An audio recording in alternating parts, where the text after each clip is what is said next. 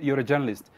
Why did you feel it necessary to get into this isolation center? I mean, don't you trust that people are ill and they're getting recovered? Maybe I'm suicidal, and actually that's one of the things that people ask me: are you suicidal or anything? But then I sat and I wondered, how well do we tell this story? Because war correspondents, for instance, do not tell stories of war from their bedrooms or from offices. They go to the battle zones. We've been sending reporters to South Sudan and to Somalia. War correspondents in Europe cover the wars in Iraq. Right? You know, you have boots on the ground. I think the same happens here. We cannot cover this war from the comforts of our offices or from the comforts of our homes. And that's when I decided, let's just go there and show the world what it really feels like to be inside a coronavirus ward. There is also this other, we have a lot of naysayers in this country. We have people who actually believe we do not have this virus here. Indeed. Yeah? Indeed. How do we tell them that story? And we show them the pictures and the videos. How do we take them to the world where we see people suffering? We found people who have been confined in a room for a month. A month. We found people who have been practically uprooted from their lives, from their families. Everything has changed around them. It's completely a new world for them. They cannot leave that place. Every time somebody walks into their room, he's wearing those spacesuits. They feel inanimate. They feel like they don't belong anymore. Were they in different stages of recovery or isolation? Yes. We found, I would say, different stages of recovery and isolation, and I would also say different stages of psychological warfare for them. There are those who are taking this coolly, they are fine with it, they feel like they will really, really beat it. Then there are the scared people, really, really scared. They think this is the beginning of the end for them. Doctors told me that some people actually have to be given sleeping pills. A lot of them have anxiety bouts. While they are not on any medication for coronavirus because there isn't any, they are put on several case management regimens depending on the conditions and the symptoms you present with.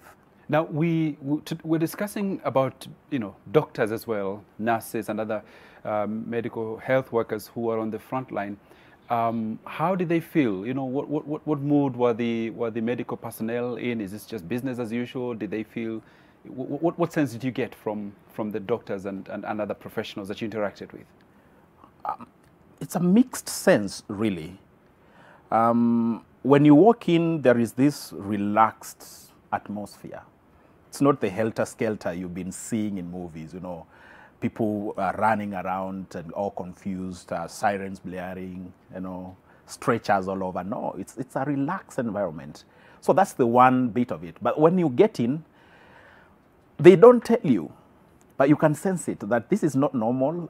They themselves are a bit scared, even though they have been doing this. I remember talking to a nurse, and I asked her, so for how long have you been doing this? She said, I think that was, she had gone through about a year there at the IDU. And I asked her, what do you feel about this pandemic now that you are actually in the front lines of it? You're dealing with this. Every time you walk into a room, you are exposing yourself to possible contamination. And she said she's scared, but after some time she got used to it. When the first case was reported, Brenda and Brian, when the first cases were reported, they had been there just working with them, talking to them. Tests had not come to confirm that they were positive. And then she goes home.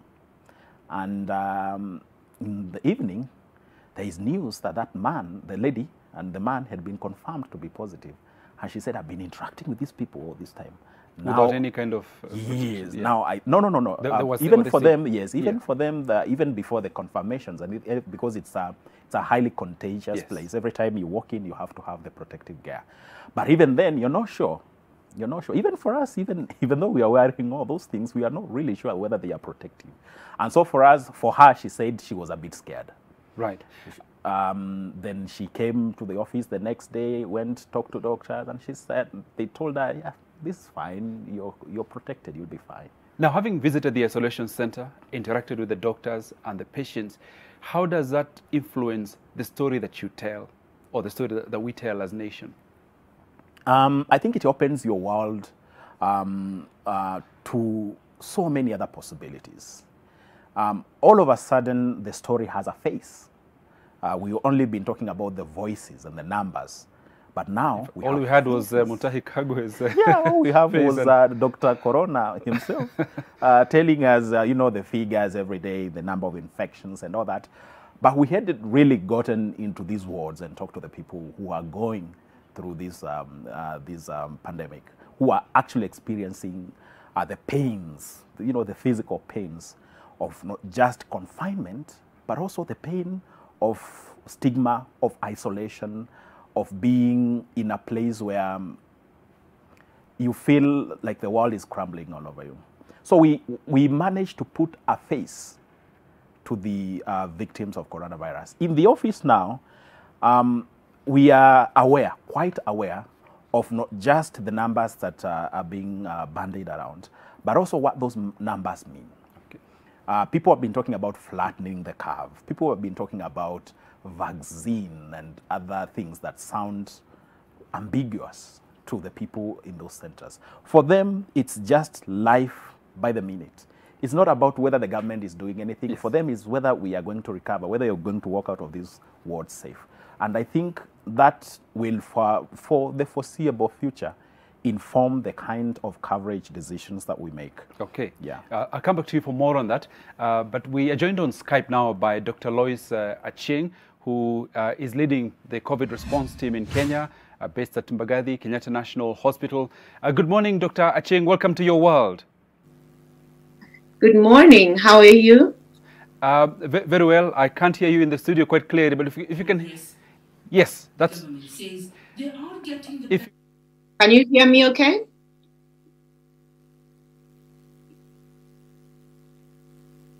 Can you hear me now? So give me a sense of what your day-to-day involves. I hope you can hear me well now. Yes, Dr. So, Dr. Ching, if you can hear me, give me a sense of what your day-to-day involves. So one, I head the infectious disease unit at KNH. I work with a team of doctors and nurses. Most of my days would be one around making sure the units run well, a lot of consultations from the doctors and from the nurses. Sometimes I have to see patients as well. We're also doing a lot of work with the Ministry of Health around sort of figuring out what's the best way to move forward. And, a lot of consultations from around the country, really, from colleagues and from other sectors as well. Now, I'm in the studio with my colleague Bernard Mwinzi, who was fortunate enough to be part of the Nation Media Group team that went to the isolation center. How well, Dr. Chen, do you feel that as media in Kenya, we're telling the COVID-19 story?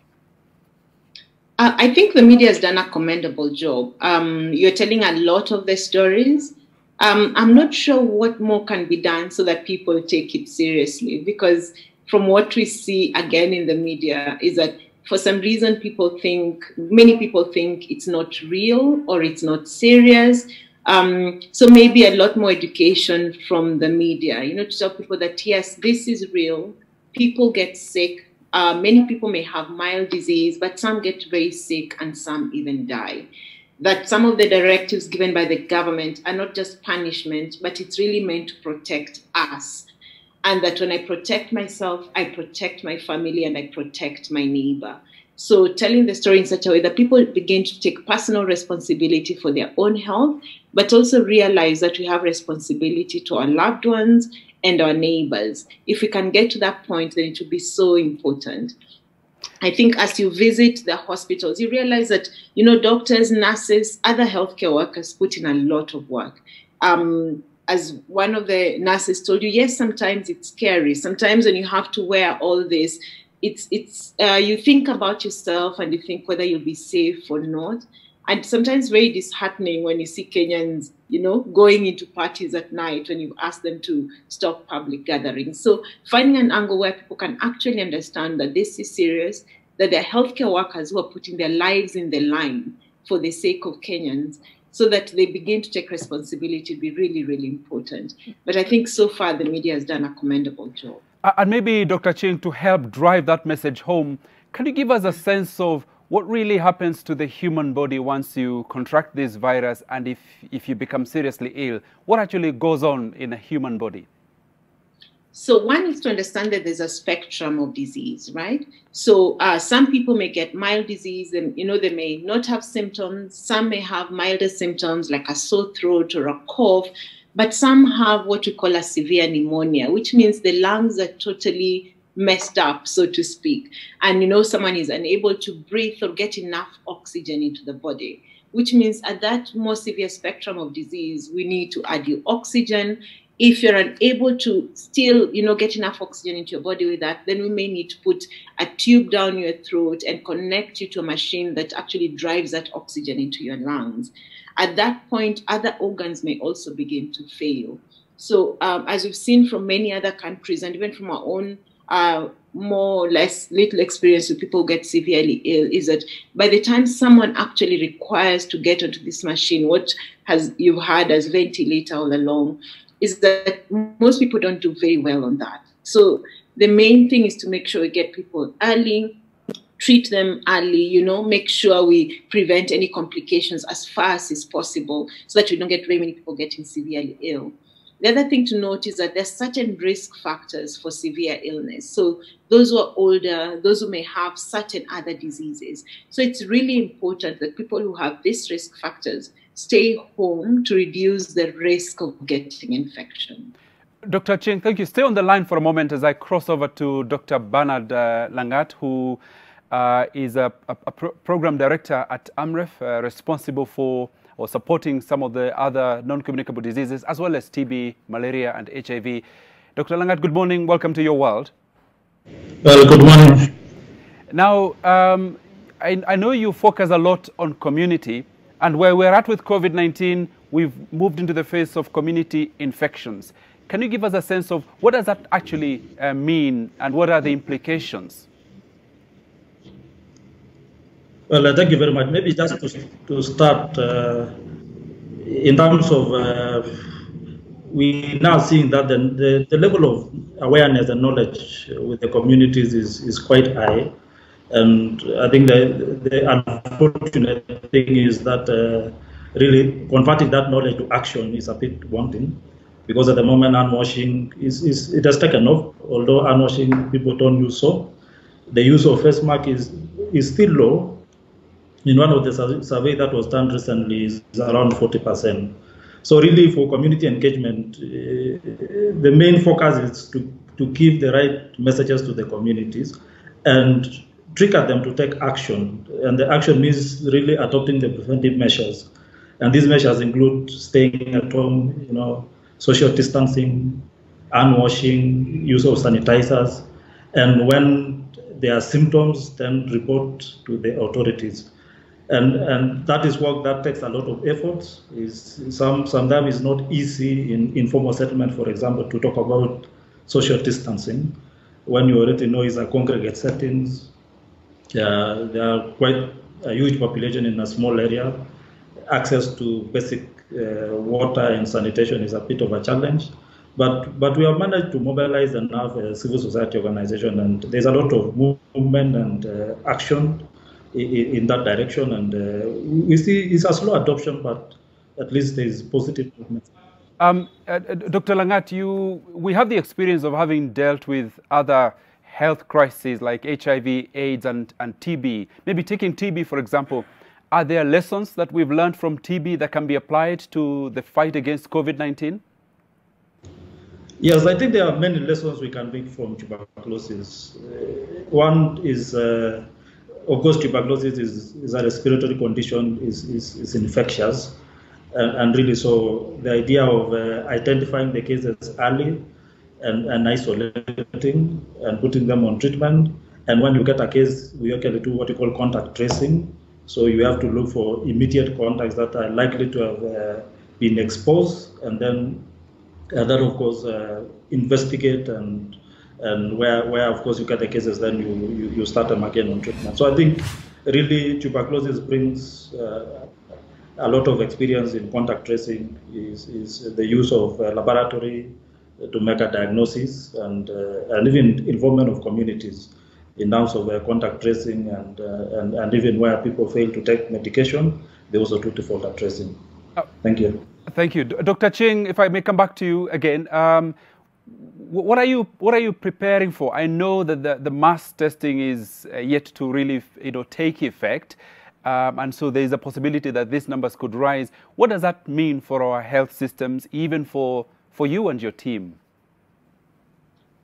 So at this point, I guess the numbers that we have are such that you're able to admit everybody who is sick. As time goes on and we get more numbers, the hospitals may not be able to admit everyone who tests positive for COVID. So it means that such a time we'll need to find places where people can be isolated, and the whole point of isolation is so that you protect especially your household, so family members and your immediate neighbors. As we've seen in other countries, that number could go even higher, which means we may get to a point where people need to take care of themselves at home if they're not too sick. And the hospitals are only left for those who are very sick, who require no active management in hospital. So at such a time, again, I guess the responsibility to the individual will be even higher, because we'll know that, yes, I have infection, and yes, it depends on me to protect other people. So even as we begin to think about such a time, the whole issue of how we take care of each other becomes extremely important. Right now we are managing, but if the projections and the lessons we're seeing from other countries are going to be seen here, then we really have to plan about a time when people take responsibility for caring for themselves at home. We hope we don't get there, and that's the reason why hospitals are admitting everyone who tests positive, because if you isolate people, then you reduce the chance of everybody getting infected. We know that eventually many people will get infected, but if you slow the rate, then it means health facilities are not overwhelmed and fewer people die as a result of that.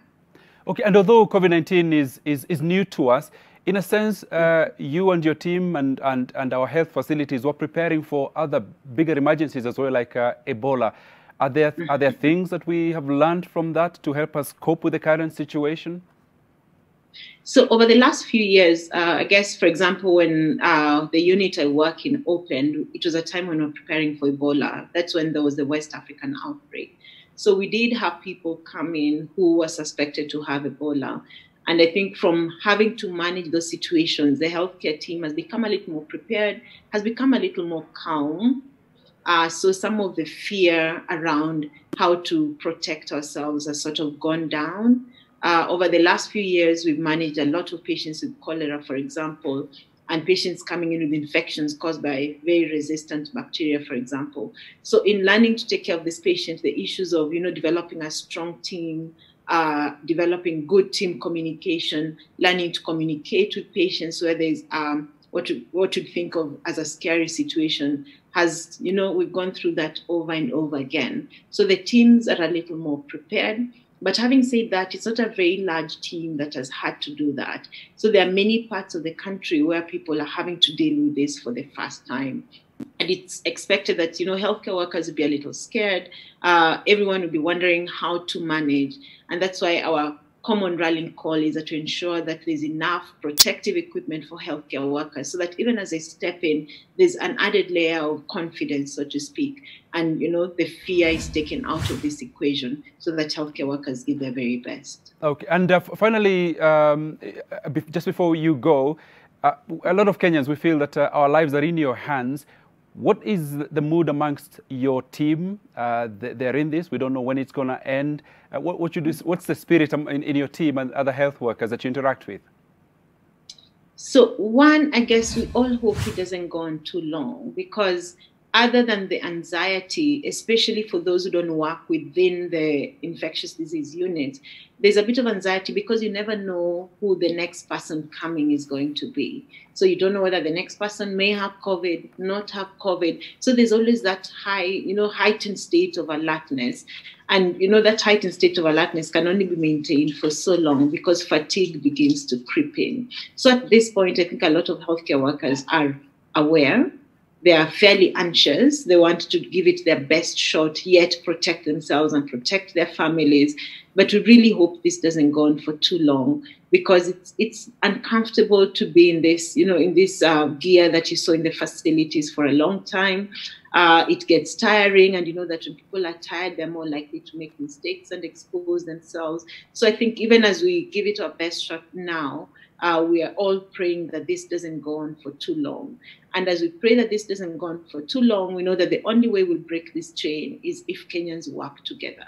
So our appeal really is to Kenyans to, listen to what the government is saying, follow the instructions that have been given. The restrictions are hard on everybody, but if we all follow them, then we'll be here for a shorter time than if we all continue to act as normal. Okay, a quick comment from you, Dr. Langat. How are you preparing as well as AMREF? Come again? How are you, as AMREF, how are you preparing for the weeks ahead in this crisis? Can you hear me, Dr. As we tried to... Yeah, I think there was a slight connection problem. So just come back again. Okay. I was just wondering, we've heard about the situation at, with Kenyatta Hospital and other health workers. But as AMREF, what are you preparing for in the coming weeks? I think at the moment, really, if you look at the cases that are coming, we are already seeing community transmission. These are local cases. And that means there's active transmission in the community. So basically for us really is we keep on engaging with the communities to tell them that COVID is for real. I think there's this, if you look at one of the surveys, there's feeling that when we actually, in a sample, most of them have not met a case of COVID. They have not even, very few have interacted even with a relative that has COVID. So for them, it's quite distant, and they imagine that is not going to get them. Africans are safe. So really, we keep on trying to engage the communities and telling them this is for real. Yes, you may not be aware that there are cases because testing has not expanded. Maybe with this mass testing, people will be able to see the reality that there are potential cases in the communities that might not have been identified. And therefore, the main thing to do is precaution. Let's follow what the government says. When we talk about staying at home, it's really staying at home and observing social distancing. It is restricting incomes, is restricting movements and socializing, but it is for the best. So for community engagement, we have decided to really spread out to the whole of Kenya. We are looking at even, we have seen cases in Mandera, and we felt that even in our engagement, they were a bit not well engaged, the ALSAL, the arid and semi-arid lands. So we have actually tried to focus on key populations, people living in refugee camps and immigrants. Because this is also a group of people that may not necessarily, they are already contained, and they may not get the best of support from the surrounding community. So for communities, we have decided that we isolate different social groupings and focus on them and use the right channels that is able to penetrate. If you are dealing with the youth, which they majority don't feel like they are, for them the risk is low, and so they should not worry. But ideally, we are engaging them and telling them it is for them to protect their families. Even though the fatalities is very low, families, they can be the source of the infection in the family. So we are really looking at, the estimate initially was around 1,000 in mid of April. So we still follow those estimates, to say that there's potential going to be a huge number of cases that we have to respond to it. Okay. Thank you. Thank you so much, Dr. Langat and Dr. Lois Achieng Ombacho. Before I release you, we want to thank you and to celebrate you. This week, we've been showing our appreciation to frontline workers, including medical personnel.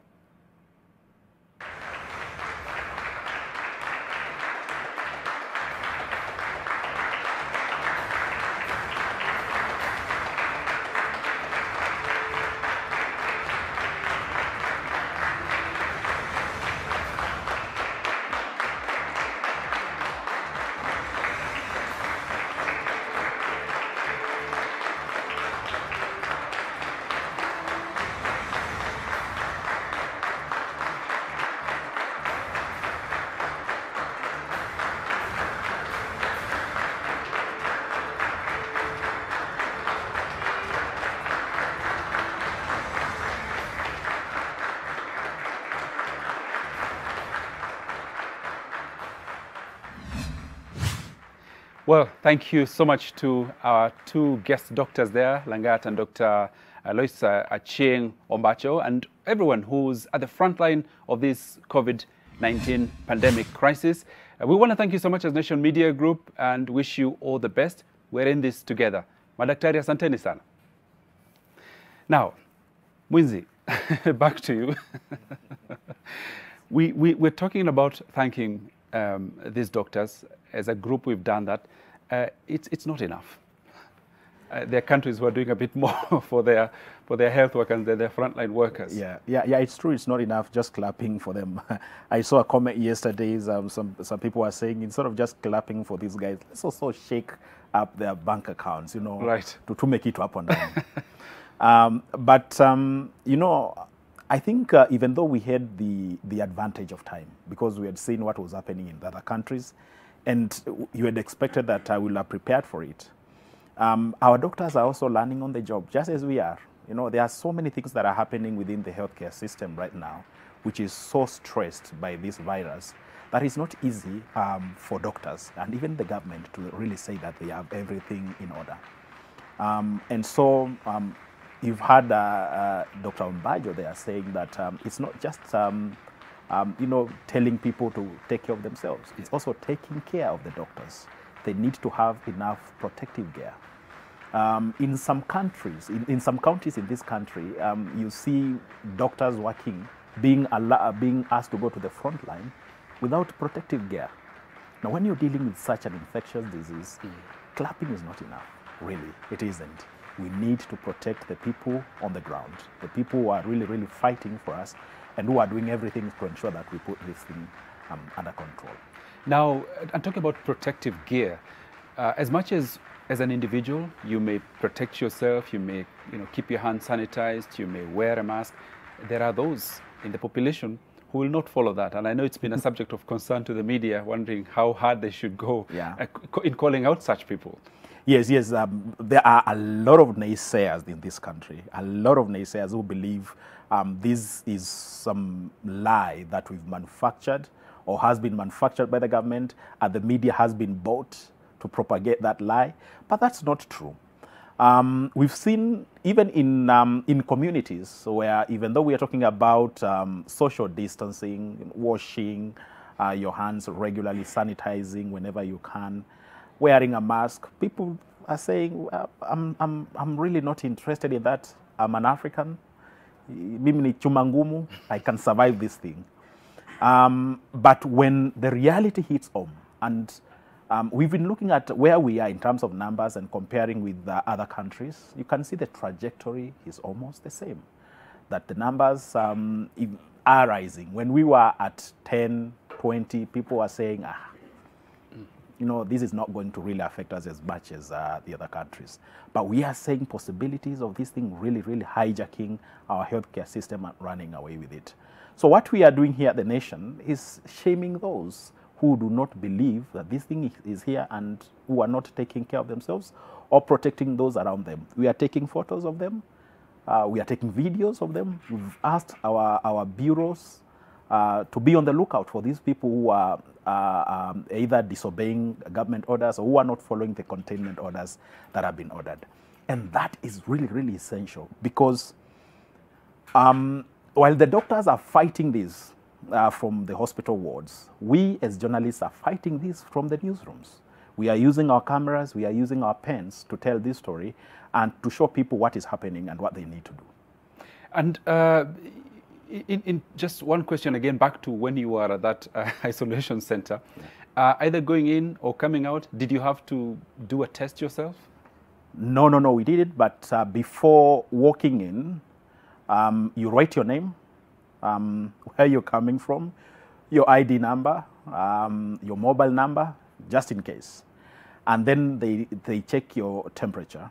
They record it, that this man got in here at this time, he lives here, his name is this, and this was the temperature at the time of him getting in.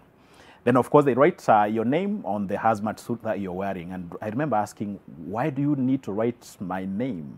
You know, indicating who you are, and again, on the suit, at what time you got in. Then, as you're getting out, again, the same ritual is repeated. And for them, it's not just about records.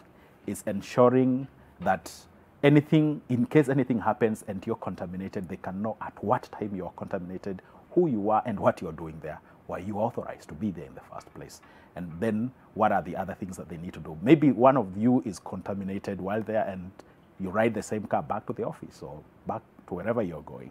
So they also need to trace everyone who was there. So that ideal is what everybody is aspiring to, that ensuring people are safe even when they are on the front lines, that their vitals are taken and their contacts are taken, and they'll be traced in case anything happens. I don't know how you arrived at who should go to that isolation center, yourself and colleagues, because there are people who, even though they're journalists, they would not want to volunteer to be on the front line, as it were. Yeah. I remember when I first started asking the ministry to let us in, there are some people asking, why do you want to go in there? We had developed protocols here on coverage. We have guidelines. How far can you go to tell this story? Remember that mantra that no story is worth dying for? Yes. So there are some people who said, I don't think this is a story worth dying for. But then there are others who are courageous and they said, yeah, we need to go there. So when eventually the ministry allowed us to go in, we just spoke among ourselves, and there are those who said, yeah, I want to go. And I carried along a reporter and a photographer. And then when we got there, even before we got there, I remember we were discussing again, and one of them asked, is this really worth it? There are guys who actually think we are being suicidal with this. But then I thought about the guys who are already there. You know, there are doctors who wake up every morning, nurses who wake up every morning, and they go there. So that's their office. So they go there every day. Why can't we go there and see what they do? We keep inviting them to our newsrooms for them to see how we conduct news, isn't it? So we said, let's go and tell this story right from the front line instead of reporting it from our comfort zones.